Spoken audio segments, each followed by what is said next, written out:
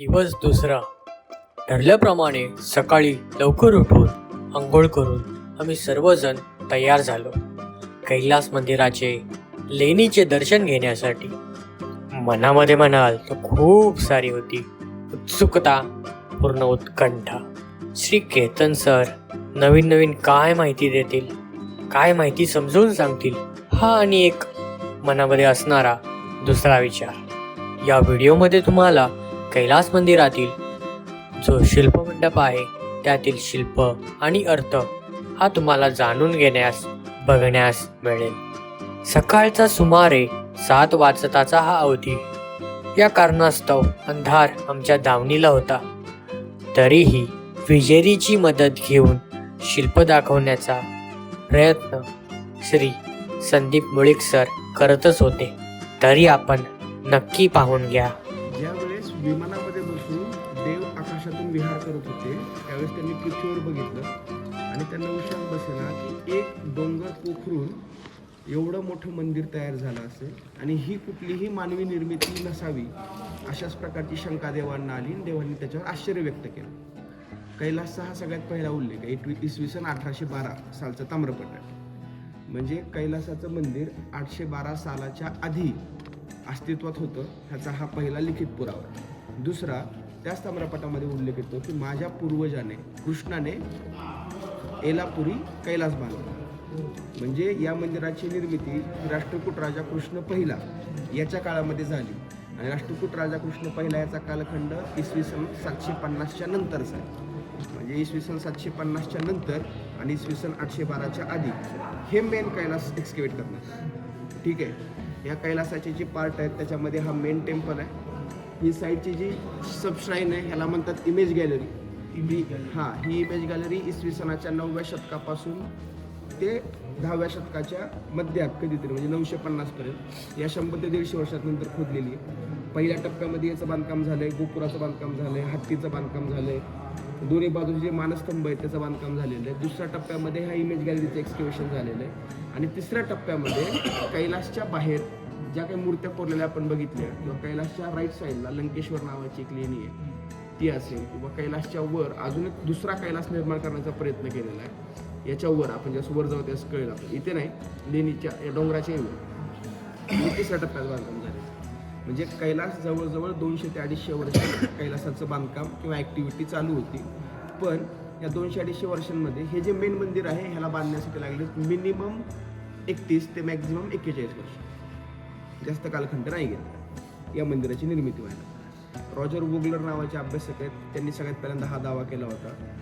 त्याच्यानंतर दीपक कनाल नावाचे अभ्यासक आहेत, त्यांनी वेरूळच्या लेण्यांची क्रोनॉलॉजी ठरवली होती. वॉल्टर स्प्रिंग नावाचे अभ्यासक आहेत, त्यांनी अजिंठा टू एलोरा हे आर्टचं मायग्रेशन दाखवलं होतं. त्याच्यानंतर जेम्स बर्गेस यांनी इसवी सन 1834 साली सगळ्यात पहिल्यांदा कैलास लेणीचे डॉक्युमेंटेशन झालेलं. जेम्स बर्गेस यांनी नाही केलेलं, जेम्स बर्गेसनी 1870च्या नंतर कधीतरी केलेलं. पण त्याच्या आधी 1834 साली सगळ्यात पहिल्यांदा कैलास लेणीचं आणि वेरूळच्या लेणीतल्या काही लेण्यांचं डॉक्युमेंटेशन झालेलं. म्हणजे विचार करा की 1818 मराठ्यांचं साम्राज्य संपलं. त्याच्यानंतर 16 वर्षांनी कैलास लेणीमध्ये पहिल्यांदा अभ्यासकीय दृष्टिकोनातून काम झालं. पण कैलास महाराष्ट्रात आहे आणि एका मराठी माणसाने कैलासवर संशोधनात्मक साधा लेख लिहायला 106 वर्ष उजडायला लागली. 1950ला मराठवाडा नावाच्या एका मासिकामध्ये भारतीय पुरातत्व सर्वेक्षणाचे जे महानिरीक्षक होते M.N. देशपांडे, त्यांनी सगळ्यात पहिल्यांदा ह्या लेणीवर लेख लिहिला 1950मध्ये. त्याच्या आधी एकाही मराठी माणसाने या लेणीवर कुठल्याही प्रकारचं संशोधन केलेलं नव्हतं. म्हणजे जर बघितलं तर महाराष्ट्रामध्ये वेरूळच्या लेणीला संशोधकीय परंपरा ही 70 वर्षाची महाराष्ट्राचा विचार केला. पंडित जवाहरलाल नेहरू ज्या वेळेस वेरूळला आले त्यावेळेस त्यांनी M.N. देशपांडेंना बोलवून घेतलेलं आहे आणि लेणी एक्सप्लेन करायला लावली. ठीक आहे, तो वेगळा विषय. कैलास लेणीचे इतिहासामध्ये कर्क दुसरा जो राष्ट्रकूट राजा आहे त्याच्याशिवाय अजून कुठं उल्लेख येतात तर लीळाचरित्र सगळ्यांना माहिती आहे. तर महानुभाव संप्रदायाचे जे संस्थापक आहेत चक्रधर स्वामी, ते बराच काळ इथं वास्तव्याला होते आणि आपल्या गुरु कुठं राहिला, आपल्या गुरुच्या वास्तव्याची ठिकाणं कोणती आहेत ह्याचा मागोवा घेत चक्रधर स्वामींचे जे शिष्य आहेत ते त्यांच्या मागून गुरूंचा ठाव ठिकाणा शोधत येत होते. त्यांचं नाव आहे माहीन भट आणि त्या माहीन भटांनी लीळाचरित्र नावाचा ग्रंथ रचला.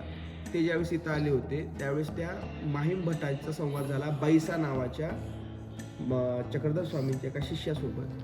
तर त्यांच्यामध्ये डायलॉग असा आहे की बाई हे कवरनगर, त्याच बाई म्हणते हे एलापूर, म्हणजे हे कुठलं गाव आहे, तर ती बाईसा सांगते की हे एलापूर आहे. मग त्यावेळेस विचारते की हे केवढं मोठं आहे, तर त्यावेळेस उत्तर असं येतं बाईसाचं की सांगू शकत नाही, दीड गाऊल उंच, म्हणजे 1 मैल म्हणजे 1 गाऊल, आणि असं 1.5 गाऊल उंच अशी याची उंची आहे. आणि हे किती लांब आहे आपण सांगू शकत नाही, तुम्ही कुठूनही गेलात तरी वेरूळ संपणार नाही. आणि नेमकं कुठून जायचं कुठून बाहेर निघायचं हे आपल्याला समजत नाही, ज्याने निर्माण केलं त्यालाच हे समजतं. अशा प्रकारचा एक डायलॉग त्या महानुभाव संप्रदायाच्या त्या लीलाचरित्रामध्ये वाचायला मिळतो. दुसरी गोष्ट, चक्रधर स्वामी हे पहिले आहेत की ज्यांनी, किंवा इतिहासातले एकमेव व्यक्ती आहेत की ज्यांनी ही थेअरी मांडली की वेरूळच्या खाली अंडरग्राऊंडमध्ये एक शहर आहे जे वेरूळच्या लेणी एवढंच मोठं आहे किंवा कैलासच्या लेणी एवढंच मोठं आहे, आणि खाली कैलासपेक्षा जास्त लोक खालच्या त्या भुयारामध्ये वास्तव्यात आहेत. म्हणजे आपण जिथं बसलोय आपल्या खाली एक खूप मोठं शहर आहे जे कैलास लेणीपेक्षा मोठं आहे. कैलासचं हे जे मंदिर आहे, या मंदिराचं हे जे ग्राउंड आहे, तुम्हाला आता ह्याच्या साईजमुळे अंदाज येत नाही, पण 2 फुटबॉल ग्राउंड एवढं कैलास एक्सकेव्हेशन. तुम्ही विचार करू शकता की 2 फुटबॉल ग्राउंड केवढे असतात, ते कैलास एक्सकेव्हेशन आहे. तो पलीकडे जो मुलगा उभा आहे तो जवळजवळ 5.5 फुटाचा तरी असेल, आपल्याला तो या लेणीसमोर एवढा छोटा वाटतो.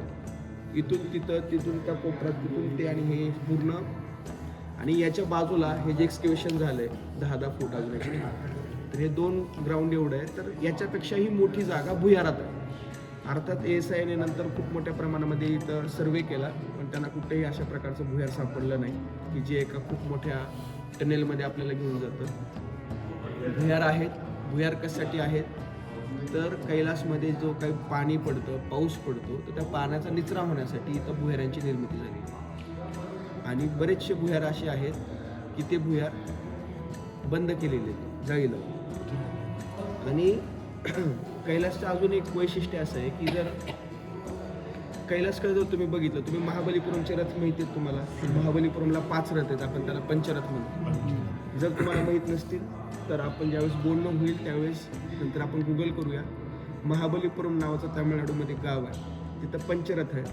त्या 5 रथांची एक्झॅक्ट रेप्लिका, किंवा तिथला जो अर्जुन रथ आहे आणि तिथला जो धर्मराज रथ आहे, या 2 रथांची एक्झॅक्ट रेप्लिका म्हणजे हे 5 छोटे छोटे मंदिर आहेत वरचे कोरलेले.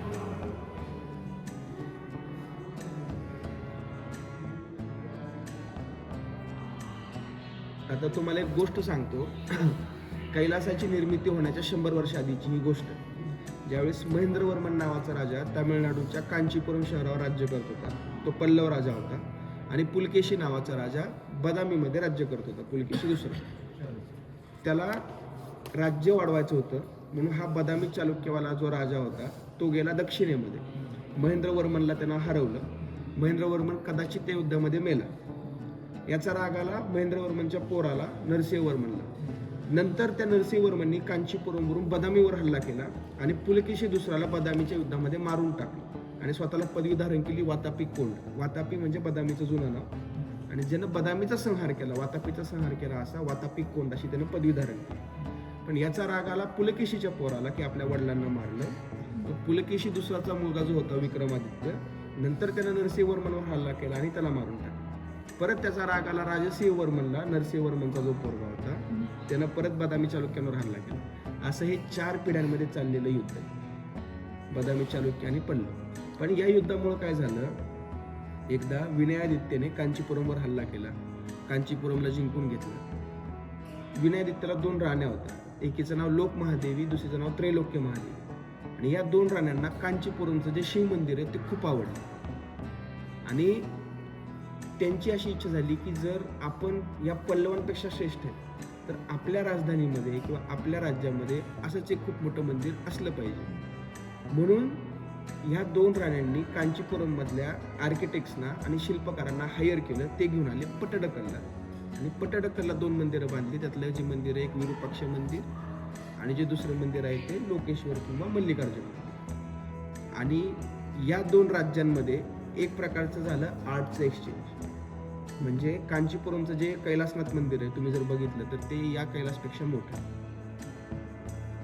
आणि एक मोठं इन द सेन्स आयकोनोग्राफीच्या कॉन्टेक्स्टमध्ये किंवा आर्किटेक्चरच्या कॉन्टेक्स्टमध्ये हे कैलासपेक्षा रिच आहे. कैलास तेवढं रिच नाही आहे, कैलास भव्य आहे, पण आयकोनोग्राफिकल कॉन्टेक्स्टमध्ये कांचीचं कैलासनाथ मंदिर खूप सुंदर आहे. तिथं शिवाचे जवळजवळ 64 अवतार आणि बऱ्याचशा गोष्टी दक्षिण भारतामध्ये पहिल्यांदा इंट्रोड्यूस त्या कांचीपुरमच्या मंदिरात. तिथल्या कलेचं मायग्रेशन झालं, ट्रान्सफर झालंय पट्टडकलला. आणि ज्यावेळेस राष्ट्रकूटांनी चालुक्यांची मुलगी पळवली आणि चालुक्यांचं राज्य संपवलं, त्यावेळेस या राष्ट्रकूटांनी पट्टडकलमध्ये चालुक्यांची जी टेम्पल बिल्डिंग ॲक्टिव्हिटी किंवा मंदिर बांधण्याची जी एक कला चालू होती ना, ती डायरेक्ट रिप्लेस करून तिथं ऑथॉरिटी मिळवली, तिथल्या कारागिरांना उचललं आणि त्यांना घेऊन आले ते वेरूळ. म्हणून वेरूळचे जे शिल्प आहेत त्या शिल्पांवर आपल्याला पल्लवांच्या शिल्पकलेचा प्रभाव दिसतो आणि वेरूळचं जे स्थापत्य आहे त्याच्यावर आपल्याला चालुक्यांच्या स्थापत्याचा प्रभाव दिसतो. त्याची पण उदाहरणं आपण बघणार आहे. म्हणजे एका डेस्टिनीचं दुसऱ्यावरती इम्पॅक्ट असा की कलेचं विकसित रूप थोडक्यात म्हणजे काय तर कैलासाची निर्मिती करायला, शिल्पांची निर्मिती करण्यासाठी तामिळनाडूतले कलाकार होते आणि इथले जे आर्किटेक्चर आहे त्याच्या निर्मितीसाठी जे कलाकार आले होते ते कर्नाटकातले होते आणि फंडिंग जी होती ती राष्ट्रकूटांची होती. आणि या लेणीचा जो आर्किटेक्ट आहे, आपल्याला कागदपत्रामध्ये उल्लेख वाचायला मिळतो की तो जो आर्किटेक्ट आहे तर त्या आर्किटेक्टचं मूळ स्थान हे पैठण होतं. म्हणजे 3 राज्यांच्या असिमिलेशनमधून वेरूळची कैलासलेणीची निर्मिती झाली. कर्नाटक, तामिळनाडू आणि महाराष्ट्र. फंडिंग राष्ट्रकूट, आर्किटेक्चर चालुक्य आणि आयकोनोग्राफी म्हणजे शिल्पकला पल्लव, असा हा ट्रान्सफॉर्मेशन आहे या कैलासाच्या निर्मितीमागं. आणि या कैलासामध्ये बऱ्याचशा गोष्टी अशा आहेत की ज्या फार वेगळ्या पद्धतीने इंट्रोड्यूस झाल्यात, पहिल्यांदा इंट्रोड्यूस झाल्या. जसं की या लेणीमध्ये राष्ट्रकूटकालीन काही पेंटिंग आहेत, त्यांचे खूप छोटे छोटे अवशेष बाकी आहेत पण ते बघायला मिळतात. पाशुपत संप्रदाय जो आहे, आपण काल बघितलं लकुलिश, तर लकुलिशाला डेडिकेटेड असलेली ही लेणी. या लेणीचा पहिला उल्लेख मिळतो तर त्यावेळेस या लेणीमधल्या जे शिव आहे त्या शिवाचा उल्लेख मिळतो आपल्याला वाचायला मानकेश्वर या नावाने. मानकेश्वर का राष्ट्रकूट राजांनी जेवढी मौल्यवान रत्न आहेत ती सगळी रत्न या शिवपिंडीला लावलेली होती.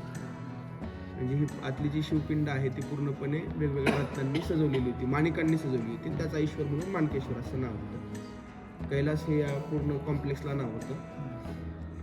पण वेरूळविषयी बरेचसे जे काही गैरसमज आहेत ते या कैलास लेणीमुळे, कारण आपल्याला विश्वास बसत नाही की दगड आणि चिमणीच्या साह्याने एवढी मोठी निर्मिती होऊ शकते.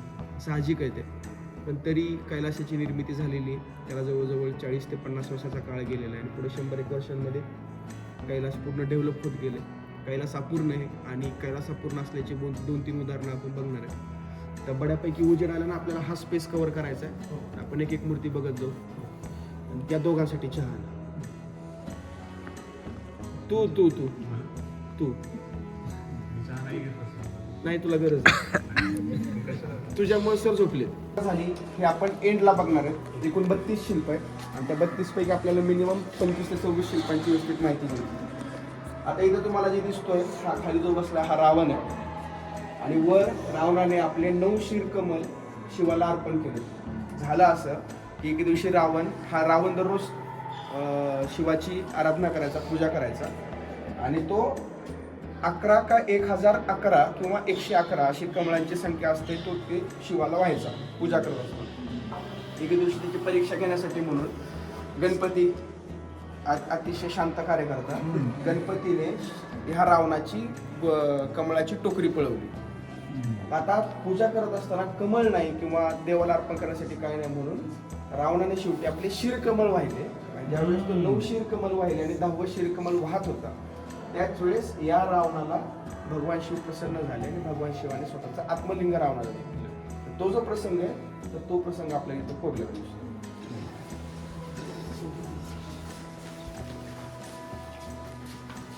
तो जो मगाशी प्रसंग सांगितला त्या प्रसंगाची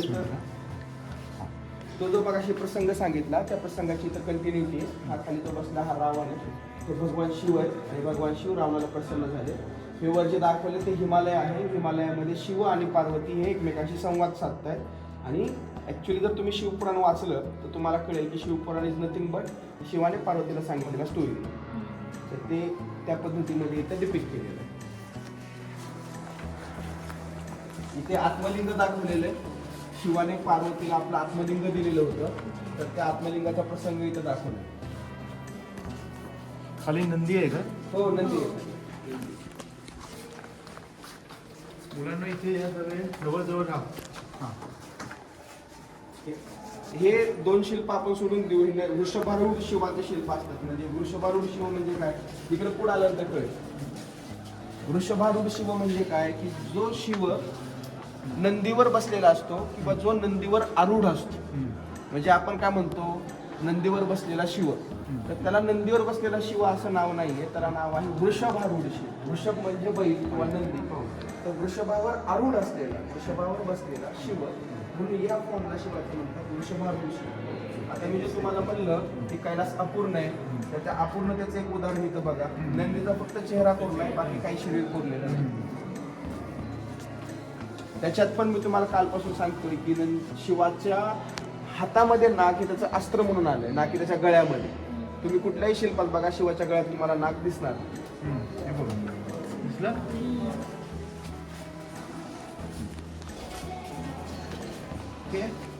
हे शिल्प आहे शिव पार्वती सारीपाट खेळतानाच आहे.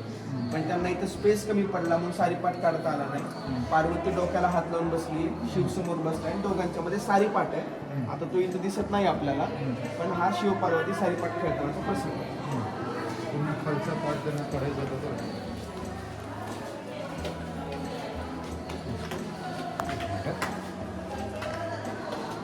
ओके, हे आहे भिक्षाटन शिवाचं चित्र. भिक्षाटन शिव हा शिवाचा एक फॉर्म आहे. शिव ज्यावेळेस भिक्षा मागण्यासाठी बाहेर निघतो त्यावेळेस त्याच्या हातामध्ये एक झोळी असते, ही मागं जी दिसते ती, आणि त्या झोळीच्या माध्यमातून शिव भिक्षा मागतो. आता हे भिक्षाटन शिव इथं का कोरलाय याचा कॉन्टेक्स्ट आपल्याला पलीकडे गेल्यानंतर कळेल. ठीक आहे, तर हे भिक्षाटन शिव जो भिक्षा मागत फिरत असतो. म्हणून बरेचसे नाथपंथी गोसावी आपल्या खांद्याला जोडी लटकावतात, आणि शिवाच्या पुराणाचा रेफरन्स असा आहे की शिव भिक्षा मागत असताना खांद्याला जोडी लटकावून फिरत असतो.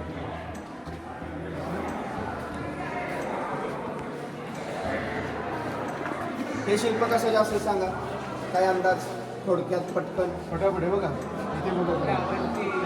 येस, जे मगाशीपासून म्हणतोय की कैलास अपूर्ण आहे, तर त्याचा अजून एक एक्झाम्पल. त्यांना इथं रावणानुग्रह कोरायचा होता, तर त्यांना तो कोरता आला. आता एक लक्षात घ्या, 1 2 3 4 5 आणि 6. 6 नंबरला भिक्षाटन आहे, 5 नंबरला रावणानुग्रह आहे. हे दोन शिल्प लक्षात ठेवायचे. 6ला भिक्षाटन, 5ला रावणानुग्रह. तिकडचा 1 नंबर सुरुवात रावणाच्या शिरकमलवाल्या शिल्पात. हे 3 लक्षात ठेवा. ओके. हे विणाधारी शिव आहे. शिव पार्वती सोबत बसून विणा वाजवतोय, त्या छातीवर विणा दिसते आपल्याला. ओके, हे बघा दिसतंय का? मी टॉर्च मारत चाललोय. हा, व्यवस्थित बघून घ्या. हे बघा खाली. हां, परत हा सारीपाटाचा प्रसंग आहे इथे, आणि या प्रसंगामध्ये नंदी हारलेला आहे कारण खाली गणांनी त्यांचा कार्यक्रम सुरू केला होता. आहेत. हां, जागा सोडा, जागा सोडा. अलीकडे या सगळी, जागा सोडा. हां. एका साईडून चला.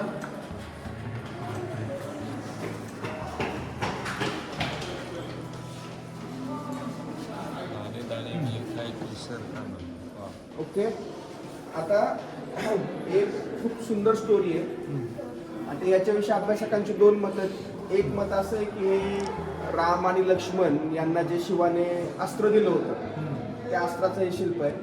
पण मला तर वाटतं की हे तसं नाही आहे.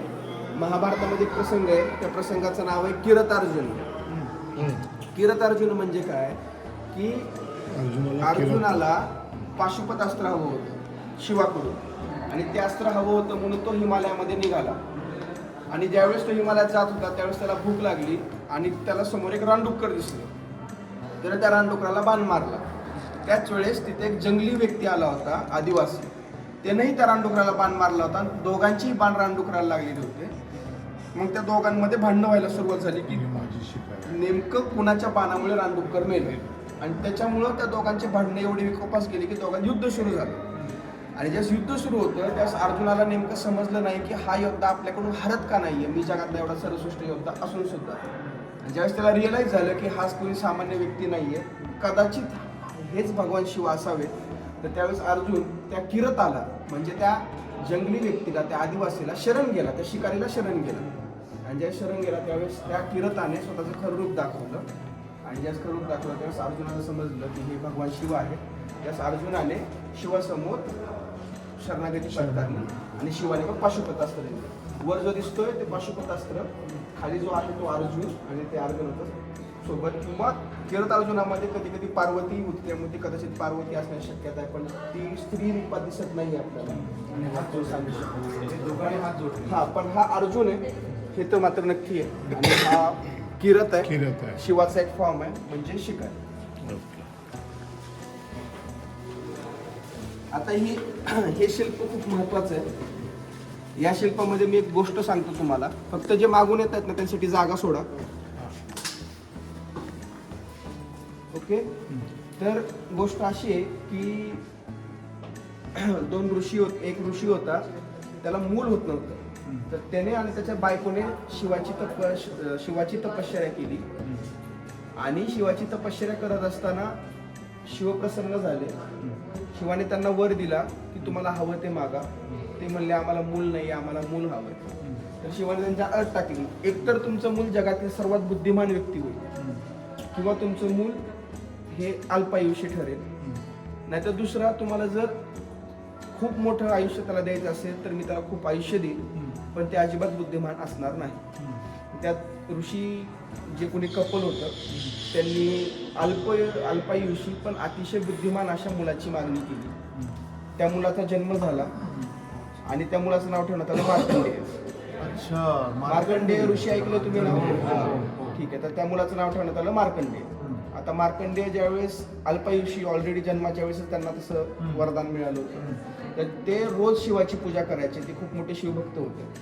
आणि ज्यावेळेस वयाची त्यांची 13-14 वर्ष पूर्ण झाली, ज्यावेळेस त्यांचा मृत्यू जवळ आला, त्यावेळेस ते शिवाची पूजा करत असताना यम तिथे आला आणि यमाने मार्कंडेय ऋषीच्या गळ्यामध्ये फास टाकला.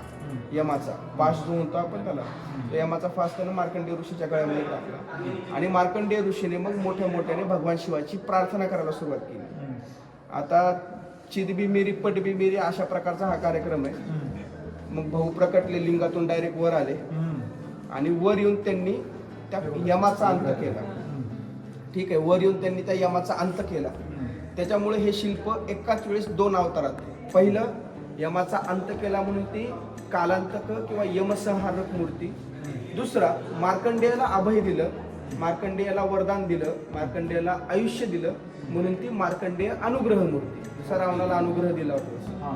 आता जर तुम्ही हे शिल्प बघितलं तर खाली जो बसलाय हा लहान मुलगा, हा मार्कंडेय ऋषी आहे. त्याच्या गळ्यामधून एक चेन मागे गेली बघा, तो यमाचा पाश आहे. आणि ती चेन ज्याला जाऊन कनेक्ट झाली आहे तो यम आहे किंवा काळ आहे. आणि त्या काळाच्या छातीमध्ये एक आणि त्रिशूळ घुसलाय बघा. हा त्रिशूळ दिसतोय का? त्या छातीत घुसलाय. तो शिवाचा त्रिशूळ आहे. आणि भाऊ स्वतः लिंगातून वर आले. या फॉर्मला अजून एक नाव आहे, त्याला म्हणतात लिंगोद्भव शिव.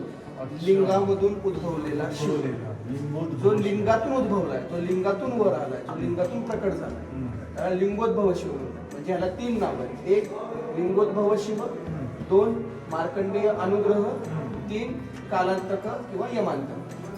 आणि ते जे पूर्ण पुराणाचा प्रसंग आहे तो इथं कोरला. समजला? जबरदस्त. काय डाऊट याच्याविषयी?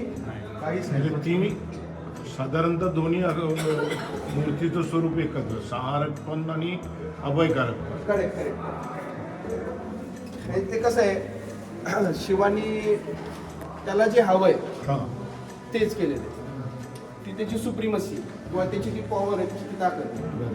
म्हणजे जर आपण स्वतः भाषेत म्हणायला गेलं ना तर देव सगळेच आहेत. देवांमध्ये जर एक डॉन म्हणायचं झालं ना तर तो भाऊच आहे. म्हणजे त्याला जे वाटतं तेच करतो. तो स्वतःच म्हणतो की तुला अल्पायुष्य मी देईल. तो स्वतः परत काळाला मारतो. काळ म्हणतो भाऊ तुझं आधी सांगितलंय म्हणून मी आलतो, परत तू माझीच मार. म्हणजे ते ठीक आहे. आता काय ओके, हे कल्याण सुंदर आहे. शिव आणि पार्वती विवाह सोहळा खाली ब्रह्म आहे, ह्याला वेळ नको घालवायला, पुढे जाऊ. हो. साऊंड शो चांगलं चाललंय, लाईट शो पण बघा तुम्ही माझा. ओके. आता हे आपण कालपासून बघत आहोत. बाजूला हत्ती आहे आणि वर एक त्रिशूळ एक माणूस आहे. हा कोण असेल? ओळखा लवकर. इकडे गजासूर हा राहिला ना लवकर. कोण? अंधकासूर. काळोखातून उजेडात आलेला. अंधकासूर गजासूर काला पण सगळ्यात पहिली मूर्ती बघा. Yes, हे बघा. ए रस्ता सोडा बाबू, रस्ता. काही पण आहे ना मला म्हणजे मधला रस्ता स्पेस ओके. तुम्हाला गजासूर अंधकासुराची स्टोरी लक्षात आहे हो, ना? ओळखता आलं ना? पण मी काल तुम्हाला सांगता एक गोष्ट सांगितली. हां. गजासूर आणि अंधकासूर वधामध्ये अंधकासुराचा रक्त पिणं किंवा रक्त पिणारा शिव दाखवणं हे लोकांना बरोबर वाटलं नाही, म्हणून त्या कथेमध्ये एक ॲडिशन झाली. आणि ती ॲडिशन अशी होती की शिवाच्या पायातून एक शक्ती निर्माण झाली, तिचं नाव आहे जोगेश्वरी. ती इथे बघा पायाच्या खालून बाहेर गेली. ही दिसते का स्त्री फिगर? तिच्या हातात वाडग आहे बघा. दिसलं? इकडच्या दिसणार नाही, थोडी इकडे. ते बघा ही स्त्री आहे, अस्थिपंजर आहे एकदम, चामुंडासारखं तिचं शरीर आहे. तिचं हे तोंड आहे जे भयानक आहे एकदम. तिचा हा हात आहे. आणि या जोगेश्वरीचं वाहन दाखवायचं म्हणून वर घुबड दाखवलं. दिसलं? शिवाच्या बरोबर गुडघ्यासमोर. पण आता जर तुम्ही नीट बघितलं की जोगेश्वरी आली, त्यामुळे थोडीशी पार्वती बाजूला झाली. ज्यावेळेस गंगावतराचं शिल्प येईल ना, त्यावेळेस हळूहळू पार्वती त्या सीनमधून बाजूला होती शिवापासून, कारण पार्वतीला सवय होती. कुठल्याही बायकोला दुसरी स्त्री आयुष्यात आणि व्हायचं चलत नाही. ती पार्वतीला पण पार्वती पण त्याला शेवटी पार्वती भक्त होती, मग ती बायको होती. तर ते पुढं आपल्याला दिसतं. हे कळलं? जोगेश्वरी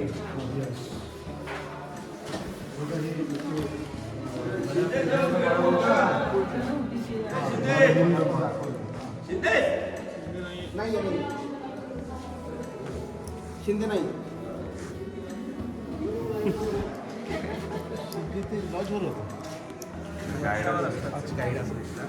त्यांना वाटलं गाईड आला काही. थोडा रस्ता सोडा जाणार आहे ना म्हणा. ठीक आहे. आता हे शिल्प महत्वाचं आहे. याच्यामध्ये मजा अशी आहे की 3 राक्षस होते.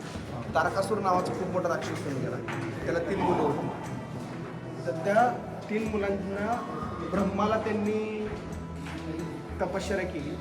ब्रह्माला प्रसन्न करून घेतलं आणि ब्रह्माकडून एक वर मागून घेतला की आमच्या राज्य, आमच्या पृथ्वी किंवा आमचे जे ग्रह आहेत ते ग्रह धातूंपासून तयार व्हावे, सोने, चांदी आणि लोखंड. आणि आम्हाला कुठल्याही शस्त्राने, कुठल्याही देवाने, कुठल्याही माणसाने कधीही मरण येऊ नये. अनलेस अँड अनटिल जर आम्ही तिघंही एकाच रेषेमध्ये आलो आणि जर एकाच बाणाने किंवा एकाच शस्त्राने आमचा अंत केला तर, अन्यथा आम्हाला कुणीही कधीही मारू शकणार नाही, अशा प्रकारचा वर आम्हाला हवा. आणि ब्रह्माने त्या 3 राक्षसांना तशा प्रकारचा वर दिला. मग या ठिकाणी कार्यक्रम सुरू केला त्यांचा. सकाळी उठणे, त्रास देणे, रात्री झोपणे. तो त्रास एवढा वाढला की सगळेजण परत कोणाकडे गेले? भाऊकडे. आता वाचव. भाऊ म्हणले की नेहमी वाचवायचा ठेका मी घेतला नाही, आता तुमची पण मदत मला लागेल. हे भाऊ इज कॅपेबल फॉर दिस. पण ते असतं ना की मला बघायचं टेस्ट करून. मग त्यानं काय केलं? सूर्य आणि चंद्र आपल्या रथाची चाक म्हणून लावले. त्या रथाचं थांबा असं हे नका करू, म्हणजे बघा तुम्ही तुमच्या हिशोबाने, पण असे लगेच तुटून नका पुढे. शिल्प इथंच आहे. ठीक आहे. सूर्य आणि चंद्र आपल्या रथाचे चाक म्हणून लावले. मग त्या रथाचं सारथ्य करण्याचं काम दिलं ब्रह्माकडे. आता रथ आला, चाका आले, सारथी आला. आता 4 वेद आहेत आपले, ते झाले 4 घोडे. जो धनुष्यबाण आहे तो झाला मेरू पर्वत, ज्यानं समुद्रमंथन झालं. त्या धनुष्यबाणाची जी प्रत्यंच असते दोरी, तो झाला वासुकी नाग. त्या दोरीला जो बाण लावला, त्या बाणाच्या टोकावर जाऊन बसला विष्णू.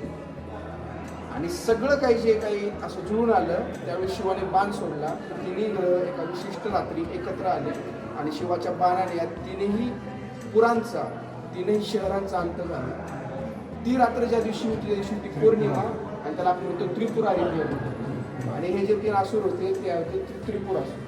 आणि या असुरांना शिवाने एकाच बाणाने मारलं, म्हणून त्रिपुरारी पौर्णिमेला शिवाचा फार मोठा उत्सव असतो. आणि हे सगळे जे काही घडलंय पुराणामध्ये त्याचं विषय भगवान शिव आहे. तर भगवान शिव आहे, त्याचं सारथ्य करतं ब्रह्म पुढे 4 घोडे 1, 2, 3 आणि 4. त्याची रथाची चाक सूर्य आणि चंद्र आहे. त्याच्या मागे जो आहे तो त्रिशूळ आहे. इकडच्या हातात नंदी ध्वज आहे. का? कारण तो युद्धावर निघाला. युद्धावर निघाले की आपण झेंडा घेऊन जातो. तर शिवाचा ध्वज आहे मोठा नंदी ध्वज. इथं आपल्याला धनुष्य दिसतोय, पण इथं आपल्याला त्रिपुर दिसत नाहीयेत. त्रिपुरासुरांचे जे 3 शहरं आहेत ते दिसत नाहीयेत. आपल्या पुढच्या लेणीमध्ये ते पाहायला मिळतात. आणि इथं बाण पण दिसत नाही, पण तो बाण जो आहे त्या बाणाच्या टोकावर विष्णू. अशा पद्धतीने ब्रह्मा विष्णू महेश तिघांनी एकत्र येऊन त्या 3 असुरांचा अंत केला. आणि 3 असुर आहेत, तिघांना एकत्र यावं लागेल म्हणून. पण शेवटी शिवपुराणानुसार कथा आहे म्हणून शेवटी डॉन भाऊच राहणार, बाकीचे त्याच्या अंडर कार्यकर्ते राहणार. म्हणून ब्रह्माला आणि विष्णूला थोडंसं कमी वेटेज दिलं. मला फक्त एक प्रश्न आहे. हा जो ध्वज आहे ते आपल्याला ध्वज तयार करून असतं, म्हणजे फॉर एक्झाम्पल विष्णूचा वाहन असेल ते. ध्वज किंवा द्रोणाचार्याचा कुंभध्वज, शिवाचा नंदी ध्वज, सगळ्यांचे ते त्यांचं वाहन याला असेल म्हणतात त्यांचं. त्रिपुरांतक शिव. त्रिपुरांतक. म्हणजे संहार मूर्तीमध्ये आपण तिसरी संहार मूर्ती बघितली. पहिली अंतकासूर गजासूर, दुसरी कालांतक आणि तिसरी त्रिपुरांतक. ओके. हा.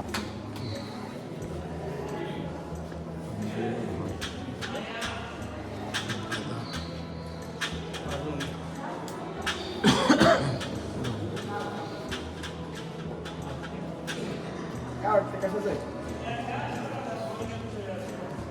पहिल्यांदा स्त्री आहे का पुरुष आहे? पुरुष. वाहन दिसतंय? नाही दिसत? विष्णू ठीक आहे. शस्त्र कोणते कोणते? गदा. ठीक आहे. तलवार आहे. तलवार? तलवार नाही बाळा. ठीक आहे, चला ती कमळाची कळी आहे. हा पुढे अजून एक हात कमरेवर आहे. चौथा हात कुठे आहे? तिथे काय काय दिसतंय? डमरू सारखं वाटतंय? डमरू वाटतंय? ठीक आहे. तर हा कोण असेल? शिव. त्याच्या मुकुटाकडे बघा. इकडच्या बाजूला जटा मुकुट दिसतोय. पलीकडे जटा दिसत आहेत का पलीकडच्या लोकांना? हा, मग असा कुठला अवतार आहे शिवाचा की तो त्याच्या हातामध्ये गदा घेऊन असतो? ज्यावेळेस सतीने आपल्या वडिलांच्या यज्ञामध्ये गेल्यानंतर आपल्या नवऱ्याचा अपमान झाला म्हणून अग्निकुंडामध्ये प्रवेश केला, त्यावेळेस भगवान शिवाने आपला सेनापती दक्षाचा वध करण्यासाठी पाठवला. वीरभद्र. तो तलवारीसोबत असतो, कधी कधी तो गदेसोबत असतो. हा वीरभद्र. वीरभद्र. ओके.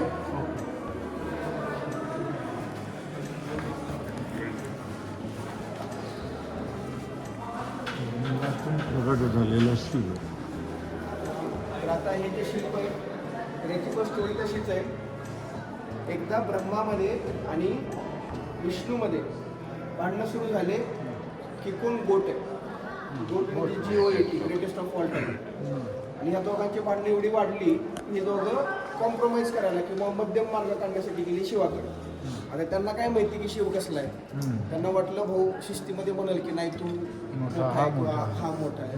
नाही, तो म्हणला की एक काम करा, एक खांब आहे, त्या खांबाचं टोक जो शोधेल तो गोट. मग ब्रह्म हंसावर बसून आकाशात उडाला आणि विष्णू रांडुक्कर किंवा वराह बनून पातळात घुसला. आणि तो पातळात गेला तरी त्याला अंत सापडला नाही. ब्रह्मा हंसावर बसला तरी त्याला त्या खांबाचा अंत सापडला नाही. ज्यावेळेस त्यांना कळलं त्यावेळेस एका पॉईंटला त्यांना कळलं की आपण वेड्यात निघालोय. वेड्यात हा शब्द आपण इथं वापरू शकतो, दुसरा वापरू शकत नाही. तर आपण वेड्यात निघालोय. मग ते परत शिवाकडे गेले, म्हणले भाऊ माफ कर, तू कोण आहे आम्हाला सांग, ग्रेट कोण आहे आम्हाला तूच सांग. त्यावेळेस त्या खांबामधून भगवान शिव प्रकट झाले. तर तो खांब नव्हता, तर ते लिंग होतं आणि त्या लिंगातून शिव प्रकट झाले. आणि त्यांनी या दोघांना जाणीव करून दिली की बाळांनो तुम्ही अजून लहान आहात, इथला सर्वश्रेष्ठ व्यक्ती आम्हीच आहे. आणि मग शिवाला सर्वश्रेष्ठ मानून त्या दोघांनीही शिवाकडे अभय पटले.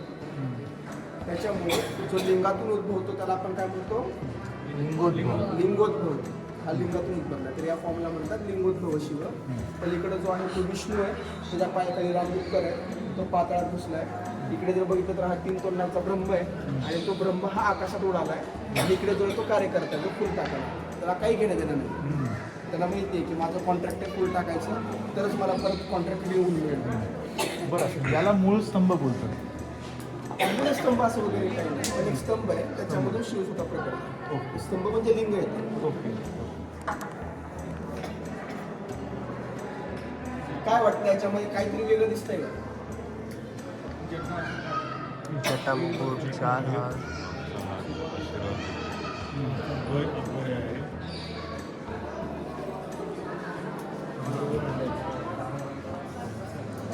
त्याचा वरचा उजवा हात काय करतोय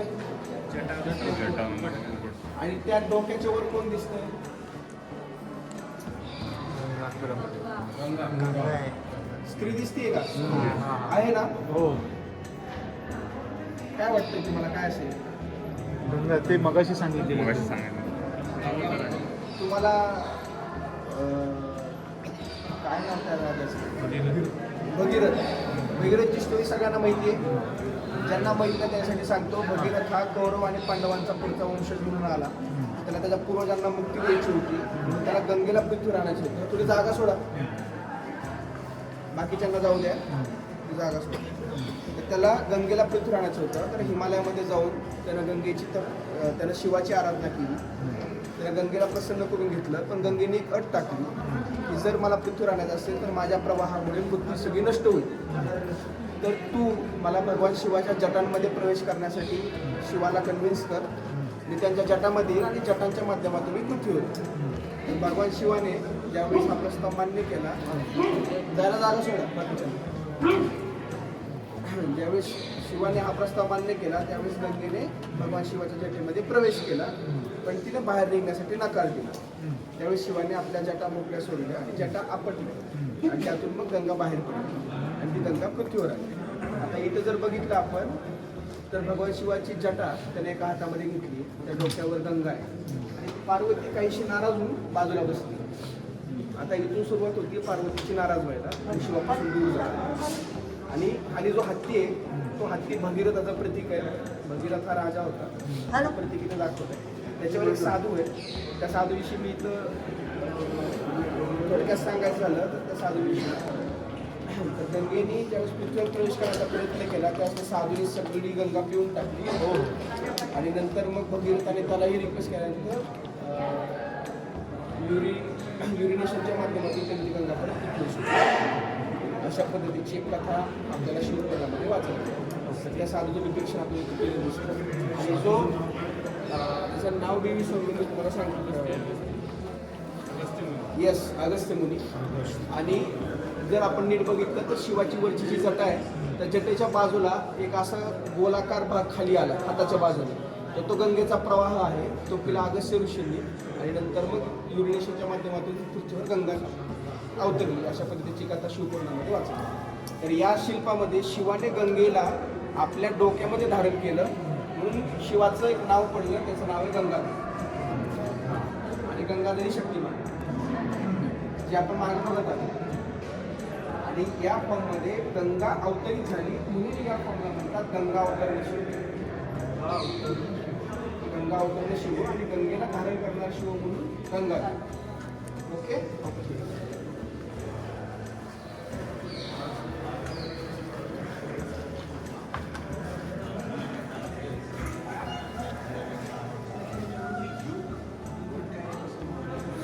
आता हे काय काय दिसतंय तुम्हाला सांगा. पहिल्यांदा स्त्री का पुरुष आहे? कुठली कुठली शस्त्र आहे? त्रिशूळ दिसतोय. पुढे ओके. खाली शंख दिसतोय. जागा सोडा जायला. शंख दिसतोय. डाव्या हाताला कुठला वाहन आहे? उजव्या हाताला कुठलं वाहन आहे? हा गरुड आहे. तो गरुड आहे, दिसत नाही आहे. गरुड आहे. हे काय असावं? हरिहर. शिव आणि विष्णूचा एकत्रित फॉर्म असतो, त्याला आपण हरिहर म्हणतो. हरी म्हणजे विष्णू, हर म्हणजे शिव. आणि शिव आणि विष्णू यांचं एकत्रित रूप हरिहर असतं. हे हरिहराचं रूप आहे. जर तुम्ही मुकुटही बघितलं, डाव्या बाजूला जटामुकुट आहे आणि उजव्या बाजूला जे बसले त्याला किरीट मुकुट दिसते. ओके, तर हा मुकुटांमधला सुद्धा फरक आहे. हे दोन, हा पहिला, ठीक आहे, हा दुसरा आणि हे तिसरं. कळलं? सगळ्याच लेणीमध्ये हरिहर एक कॉम्पोजिट फॉर्म असतो. तो शिव आणि विष्णूचं एकत्रित स्वरूप दाखवण्यासाठी. शिव आणि वैष्णव ओके, हे कोण आहे? हे सोपं आहे. चक्र आहे, चक्र आहे, शंख शंख आहे, आहे, नमस्कार मुद्रेत आहे आणि खाली त्याचं वाहन गरुड आहे. म्हणून हा कोण झाला? विष्णू. हे कोण आहे? हे बघा, जटामुकुट आहे, नाग आहे, नाग आहे, खाली नंदी आहे. नंदी, हा कोण झाला? शिव. शिव.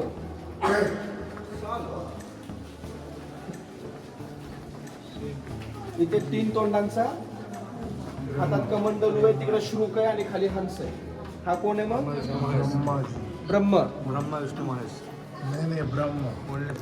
तर तिकडं आहे विष्णू, इकडं आहे ब्रह्म, मध्ये शिव. कशामुळे? तर ही शिवाची लेणी, त्याच्यामुळे शिवाला इम्पॉर्टन्स दिलंय, शिवाला मध्यभागी उभा केलंय. आणि इकडे महेश आहे, सॉरी इकडं विष्णू आहे आणि इकडे ब्रह्म आहे. काल आपण लेणी नंबर 27 बघितली, त्याच्यामध्ये विष्णू होता, डाव्या आणि उजव्या हाताला महेश आणि ब्रह्म होते. कशामुळे? तर ती वैष्णवाईट केव. आता ही शैवाईट केव, त्याच्यामुळे त्यांनी शिवाला इम्पॉर्टन्स दिलंय, विष्णू आणि ब्रह्माला त्यांनी बाजूला उभा केलं. ओके,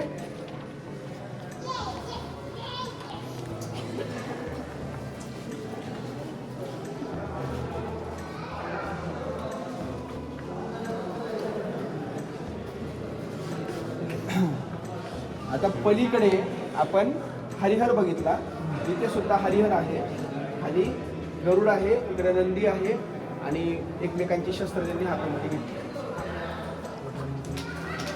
हे आयकोनोग्राफिक थीम बॅलन्स करण्यासाठी केलेला प्रयत्न. पलीकडे हरिहर आहे म्हणून इकडे पण त्यांनी हरिहर केलं.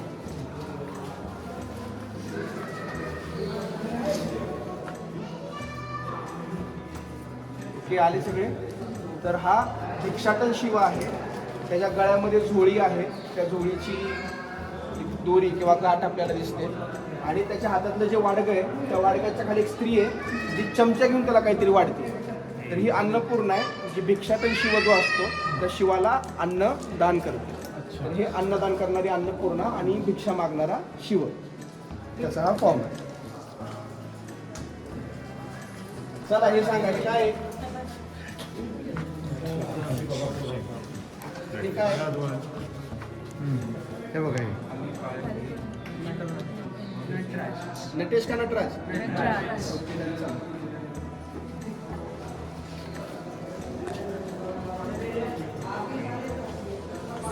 इथे टॉर्चची गरज नाही. इथे तोच प्रसंग आहे, भगवान शिव आणि पार्वतीचा. बदला तो बदला.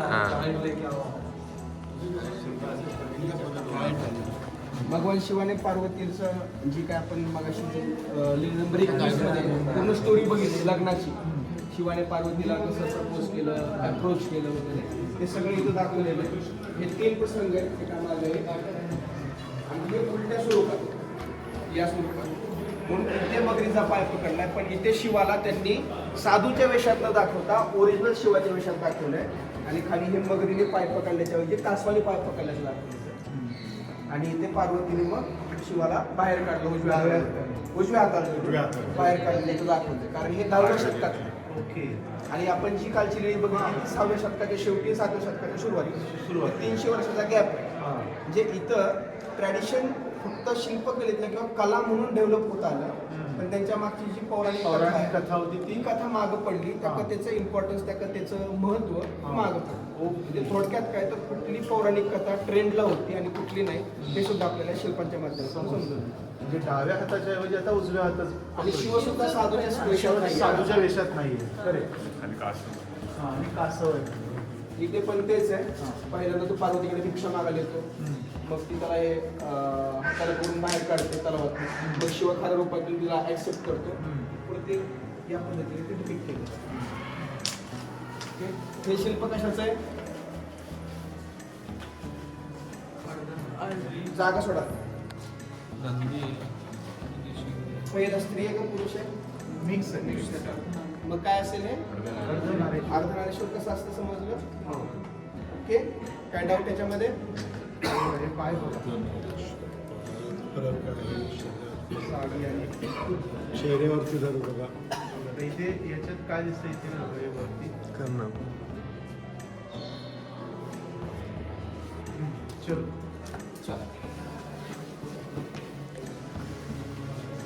मला तुम्हाला मग अशी सांगितलं होतं. आता फक्त मागं बघा, सटॉट पण काही मागं बघा, एक्झॅक्ट समोर आहे ना रावणाचा अर्धवट कोरलेला शिल्प आहे. हा बरोबर आपण मग अशी बघितलं होतं 5 नंबर रावणाचा अर्धवट कोरलेला शिल्प. त्या शिल्पाच्या पुढची स्टोरी काय आहे? की रावणाने कैलास उचलण्याचा प्रयत्न केला, त्याला कैलास उचलता आला नाही. मग त्याला शिवकांत स्तोत्र म्हणलं, शिवाने त्याला अनुग्रह दिला, आत्मलिंग दिलं. आत्मलिंग घेऊन शिव त्याला फक्त अटी होती की हे कुठं खाली ठेवायचं. ज्यावेळेस तो गोकर्णाला पोचला त्यावेळेस गणपती वेश बदलून आला आणि गणपती म्हणजे शेवटी तो डेंजरस विषय. तर त्यानं म्हणला की मी तुझी आत्मलिंगाची जबाबदारी घेतो, तू जाऊन स्नान करून ये, तुझी पूजा विधी मी राहायला नाही पाहिजे, तो गॅप नाही पडला पाहिजे. त्यानं गणपतीवर विश्वास ठेवला, गणपतीला त्यानं आत्मलिंग दिलं आणि तो आंघोळीला गेला समुद्रामध्ये. वापस येईपर्यंत गणपतीने आत्मलिंग जमिनीवर ठेवलं. मग ते आत्मलिंग जमिनीतून उखडण्यासाठी रावणाने प्रचंड प्रयत्न केले, पण ते आत्मलिंग काय त्याला उखडता आलं नाही. ते आत्मलिंग तिथंच राहिलं. ही सगळी स्टोरी झाली गोकर्णाला, म्हणून गोकर्णाचं महत्त्व वाटलं. पण शिवपुराणामध्ये रावणाच्या कैलास उचलण्याच्या प्रसंगाच्या नंतर आत्मलिंग उचलण्याचा प्रसंग आहे, म्हणून त्याच्या एक्झॅक्ट अपोजिट आत्मलिंग. ही आयकोनोग्राफिक सिमेट्री साधण्याचा प्रयत्न त्यांनी इथं केला. त्याबरोबर प्रसंगाच्या एक्झॅक्ट अपोजिट इथे आत्मलिंग जमिनीतून उखडतानाचा प्रसंग कोरलाय. म्हणून रावण इथे एका हातामध्ये तलवार, एका हातामध्ये ढाल, 2 हातांमध्ये उचल आणि 3 तोंडांचा उग्र स्वरूपातला रावण दाखवला. तर हे रावणाचं शिल्प आहे आत्मलिंग उखडताना. 300 ही जरी शैवांची लेणी असली तरी सुद्धा इथं विष्णूला स्थान दिलेलं आहे. इथं म्हणजे इथं विष्णूला पण स्थान दिले, पण शिवमूर्त्यांचं प्रमाण हे जास्त आहे आणि महत्त्वाच्या जागी शिवमूर्ती आहे. त्याच्यामुळे आपण इथं सांगू शकतो हक्काने की ही लेणी जरी इतर संप्रदायांच्या मूर्ती इथं असल्या तरी सुद्धा ही शैव डॉमिनेटेड केव आहे. आता इथून पुढे विष्णूचे काय अवतार आहेत आणि ते अवतार अशा स्वरूपात घेतलेत की जे वॉरफेअर किंवा कुठंतरी युद्ध लढाया या प्रसंगाशी निगडीत आहेत. जर इथं बघितलं आपण तर हा नरसिंह हिरण्यकश्यपूचं पोट फाडतोय. नरसिंह आणि हिरण्यकश्यपूची गोष्ट सगळ्यांनाच माहिती आहे. पुन्हा याच्यात काय डाऊट आहे? हे ओळखता आलं नाही असं आहे. पुढं सगळं एवढी गर्दी कमी आहे, त्याच्यामध्ये आपल्याला संधी मिळते. शेषशाही विष्णूचं शिल्प आहे, वर ब्रह्मा आहे आणि खाली जे आहे तर आता हे जे आहे त्यांना 5 वृष्णीवीर असं म्हणतात. वृष्णीवीर म्हणजे कृष्ण, ज्याचं नाव वासुदेव म्हणून पण आहे. वासुदेव, बलराम, संकर्षण, प्रद्युम्न हे जे म्हणजे वासुदेव कृष्णाचा मुलगा, त्याचा नातू आणि बलरामाचा मुलगा, असे 5 जण यांना पंचवृष्णीवीर म्हणतात. वासुदेव आहे म्हणजे कृष्ण, बलराम, आता हे जे 5 आहेत त्याच्यामधला तिसरा जो आहे तो प्रद्युम्न आहे, चौथा जो आहे तो संकर्षण आहे आणि अनिरुद्ध आहे. तर हे जे 5 जण आहेत या 5 जणांना पंचवृष्णीवीर असं म्हणतात. वृष्णीवीर ही कन्सेप्ट महाराष्ट्रामध्ये खूप रेअरली बघायला मिळते. हा प्रभाव आपल्याला दाखवतो मध्य प्रदेशमधल्या प्रतिहार पिरियडचा, जो 8व्या ते 9व्या शतकामध्ये डॉमिनेटेड होता MP मध्ये. म्हणजे MP च्या काही कलाकारांचाही समावेश इथं होता किंवा तिथल्या संप्रदायाचा समावेशही या निर्मितीमध्ये होता, म्हणून आपल्याला पंचवृष्णीवीर दिसतो.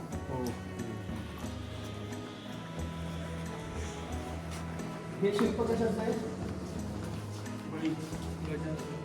नाही बघा ना नीट.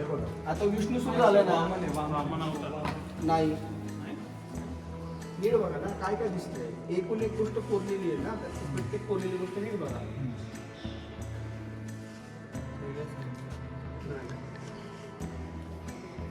खूप फेमस गोष्ट आहे, विष्णूशी निगडीत आहे, कृष्णाशी निगडीत आहे. आपला गोवर्धन पर्वतचं गोवर्धन पर्वत उचलतोय असं कशामुळे? वरती हात आहेत ना. दिसतंय दोन्ही हातामध्ये उचल. तो अंदाज झाला अच्छा. कन्फर्म सांग. आणि गाई दिसतात गाई दिसल्या का खाली सगळ्यांना दिसतात का? हे बघा दाखवतो मी. पण अशी कुठची गोष्ट आहे की ज्याच्यामध्ये विष्णू किंवा कृष्णाने हात वर करून काहीतरी उचलले आणि खाली गायींचं संरक्षण केलं. ते पाऊस जे असत ते गोवर्धन तोच गोवर्धन पर्वत उचलण्याची स्टोरी माहिती आहे सगळ्यांना. फक्त फरक एवढा आहे की शिवाने गजासुरामध्ये कातडा असं उचललं म्हणून त्या शिल्पाचं अडॅप्टेशन म्हणून गोवर्धन सुद्धा त्यांनी असं उचललं ना की असं. ओके, तर हे गोवर्धन उचलणाऱ्या कृष्णाचं शिल्प आहे. त्यात काय डाऊट आहे? खाली तो जो असतो ना, आता देवांना कधीही बेअर फूट दाखवत नाही, विष्णूला तर स्पेशली नाही. असं म्हणतात की विष्णूचे पाय आहे ते पद्य कमल आहे, तो जिथं पाय ठेवतो तिथे कमल उभं. मग तो जो खालचा आहे तो यक्ष आहे, तो कमल डोक्यावर घेऊन उभा आहे, त्याच्या डोक्यावर कृष्ण पाय देऊन उभा आहे.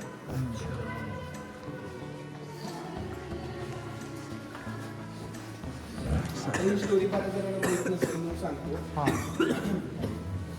हिरण्यकश्यपूचा नातू सॉरी पंतू प्रल्हादाचा नातू, त्याचं नाव आहे बळी. आणि बळीचं पुण्यकर्म एवढं वाढत होतं की देवांना भीती वाटली की त्याच्या पुण्यामुळे आपली जागा धोक्यामध्ये. तर या सर्वांनी विष्णूला विनंती केली की याच्यामधून या राक्षसापासून आमची सुटका कर. आता बळीचं असं काही काम नाही आहे त्याच्या पूर्ण आयुष्यामध्ये की त्यानं कुठल्या प्रकारे लोकांना त्रास दिलाय किंवा काय. पण बळीच्या पुण्यामुळे देवांची पोझिशन धोक्यात आल्यामुळे त्याच्या दानधर्माची कीर्ती ऐकून विष्णूने वामनाचं रूप घेतलं. वामन बनून तो विष्णू बळीकडे गेला. त्यानं 3 जागांचं 3 पावलांचं दान मागितलं आणि त्या 3 पावलांमध्ये एका पावलामध्ये त्यानं पूर्ण पृथ्वी घेतली, दुसऱ्या पावलामध्ये त्यानं पूर्ण ब्रह्मांड घेतलं, तिसरं पाऊल कुठं ठेवायचं तर डोक्यावर ठेव आणि मग ते पाताळात ढकललं. ऍक्च्युली पाताळात ढकललं म्हणजे दक्षिणेत पाठवलं. केरळमधले लोक असं मानतात की बळीला पाताळात ढकलले म्हणजे तो बळी आमच्याकडे आला. आजही ओणम सण हा केरळमध्ये खूप मोठ्या प्रमाणात साजरा केला जातो, कारण बळी तिथं आला, बळीच्या आगमनाचा सण आहे असं मानतात म्हणून. तर हा इथं जो आहे हा बळी आहे. बळीच्या बाजूला जो उभा आहे, जो त्याच्या हातातला कुंभ असा अडवण्याचा प्रयत्न करतोय, तो गुरु शुक्राचार्य आहे. शुक्राचार्य बळीला अडवतायत की तो दान देऊ नको. त्याच्या समोर जो आहे तो वामन आहे. ओके, आणि या वामनाच्या ह्या सगळ्यांच्या वर हा जो दिसतोय तुम्हाला शिल्प, याला म्हणतात त्रिविक्रम. ते जे आहे ना 3 पाय टाकले त्यावेळीचे विक्रम रूप धारण केलं होतं, तर या शिल्पाला म्हणतात त्रिविक्रम. त्रिविक्रम ओळखणं खूप सोपं आहे. 90 डिग्री किंवा त्याच्या वर पाय दिसला डोळे दाखवून माहिती त्रिविक्रम. अजिबात विचार दुसरा करायचा नाही, कारण असं दुसरं शिल्प नाही की ज्याच्यामध्ये एखाद्या देवाचा पाय हा 90 डिग्री किंवा त्याच्यापेक्षा वर असतो. ज्यावेळेस तुम्हाला एखाद्या देवाचा पाय 90 डिग्री किंवा त्यापेक्षा वर दिसतो तर त्यावेळेस आपण त्रिविक्रम मानतो. तर हे त्रिविक्रमाचं शिल्प आहे आणि खाली बळी आणि वामन अवतार. ओके,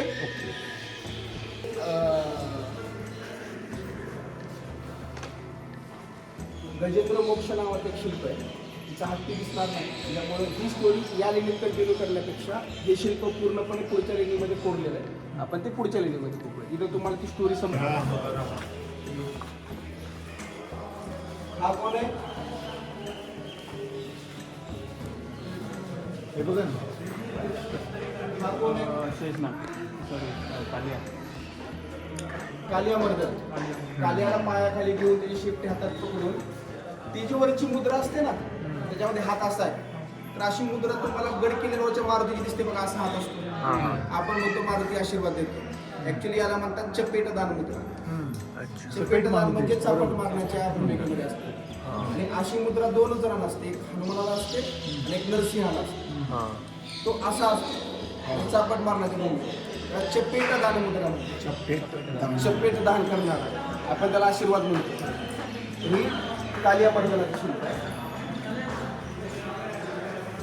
आता ही शेवटची 2 शिल्प इम्पॉर्टंट आहेत. या 2 शिल्पांमध्ये हा केवळ विष्णूचं हे शिल्प आहे, खाली गरुड आहे, सगळं मान्य आहे. ही जी गदा आहे ना, या गदेच्या खाली एक स्त्री कोरली आहे. स्त्री कशामुळे कोरली आहे तर आयुध पुरुष नावाची एक कन्सेप्ट आधीच्या काळामध्ये पॉप्युलर होती. 9व्या शतकाला येईपर्यंत तिचं महत्त्व कमी झालं होतं. आयुध पुरुष म्हणजे काय तर तुमची जी शस्त्र आहेत ती केवळ शस्त्र नसून एखाद्या व्यक्तीच्या किंवा एखाद्या पुरुषाच्या किंवा एखाद्या माणसाच्याच प्रमाणे त्यांनाही शरीराची रचना असते. जसं विष्णूच्या चक्राचं नाव काय? सुदर्शन. विष्णूच्या शंखाचं नाव काय? पंचजन्य. पंचजन्य. विष्णूच्या गदेचं नाव काय?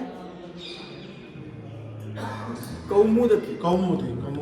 कौमुदकी नावाची विष्णूची गदा होती. आता नावामधून काय कळतं आपल्याला किती फेमिनाईन आहे, म्हणून गदा आयुध पुरुषामध्ये स्त्री दाखवली, ती गदेत दाखवली.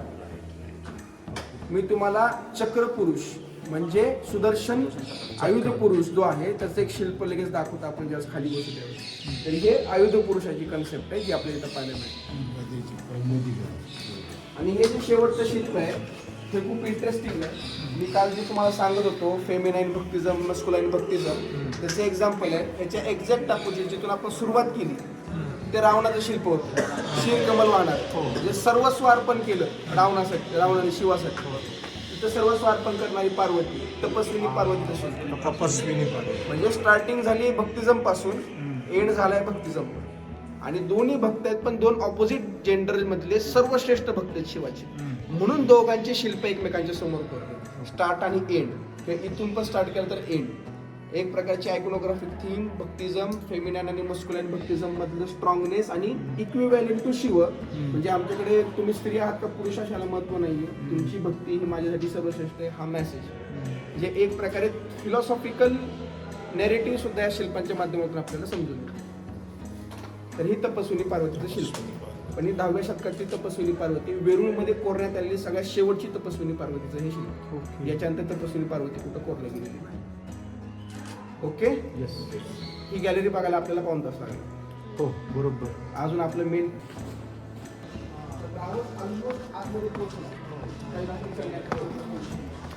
आणि हे जगातलं सगळ्यात मोठं रावणानुग्रहाचं शिल्प आहे. त्याच्यापेक्षा मोठं रावणानुग्रह नाहीच दुसरीकडे. किती मोठं आहे, किती सुंदर आहे.